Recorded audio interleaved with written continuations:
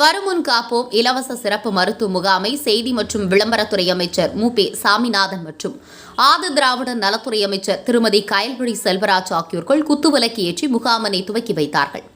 திருப்பூர் மாவட்டம் தாராபுரத்தை அடுத்த இரகாம்பட்டி ஊராட்சி ஒன்றிய நடுநிலைப் பள்ளியில் தாயம்பாளையம் வட்டாரம் ஈஸ்வரசெட்டிப்பாளையம் அரசு ஆரம்ப சுகாதார நிலையம் சார்பாக கலைஞரின் வருமுன் காப்போம் இலவச சிறப்பு மருத்துவ முகாமை செய்தி மற்றும் விளம்பரத்துறை அமைச்சர் திரு மு.பே. சாமிநாதன் மற்றும் ஆதி திராவிட நலத்துறை அமைச்சர் திருமதி கயல்விழி செல்வராஜ் ஆகியோர்கள் குத்துவிளக்கு ஏற்றி மருத்துவ முகாமினை துவக்கி வைத்தார்கள்.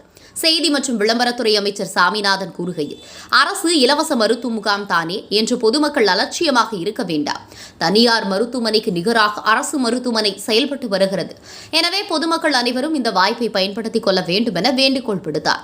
மேலும் பொதுமக்களின் தயக்கத்தை போக்கும் வகையில் செய்தி மற்றும் விளம்பரத்துறை அமைச்சர் சாமிநாதன் அவர்கள் மற்றும் ஆதி திராவிட நலத்துறை அமைச்சர் திருமதி கயல்விழி செல்வராஜ் அவர்கள் இருவரும் பொதுமக்கள் முன்னிலையில் ரத்த அழுத்த பரிசோதனை செய்து கொண்டார்கள்.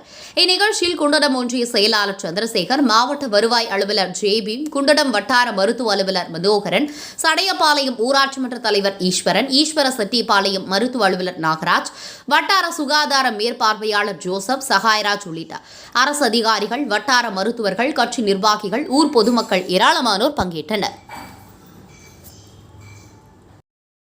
உயிரினும் மேலான அன்பு உடன்பிறப்புகள்